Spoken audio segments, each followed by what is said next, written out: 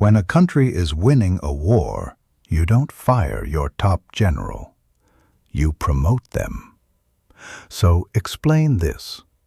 Right now, as we speak, something just happened inside the U.S. military that completely contradicts everything you're being told about this war. In the middle of a war the U.S. claims it's winning decisively, the head of the U.S. Army was just pushed out. Let that sink in.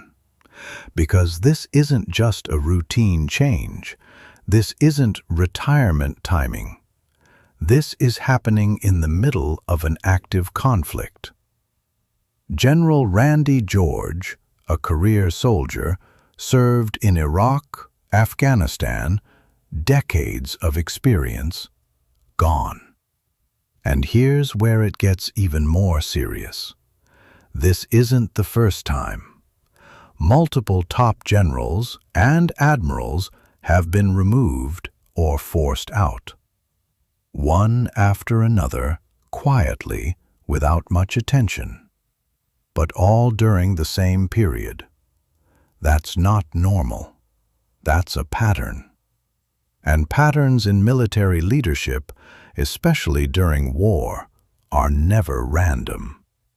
Because historically, when senior commanders start disappearing, it usually means one thing. There's a disconnect between what's actually happening on the battlefield and what leadership wants to believe. Think about it. Professional military leaders, people with decades of experience, don't just walk away during a war, unless something is seriously wrong. Either they're being pushed out, or they refuse to support decisions they believe won't work. And that's where the contradiction begins. Because at the same time, we're being told something very different. We're being told that Iran's military has been destroyed, that their capabilities are gone, that victory is close. But reality looks very different. Missiles are still being launched. The Strait of Hormuz is still contested, and attacks are still happening. So ask yourself this. If everything is going according to plan, why are the top military leaders leaving? Why remove the very people who would be responsible for that success? It doesn't make sense.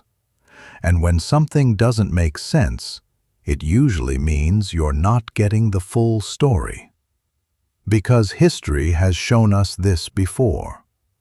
In past conflicts, when political leadership ignores military advice, when experienced commanders are replaced, when strategy becomes driven by ideology instead of reality, the outcome is almost always the same.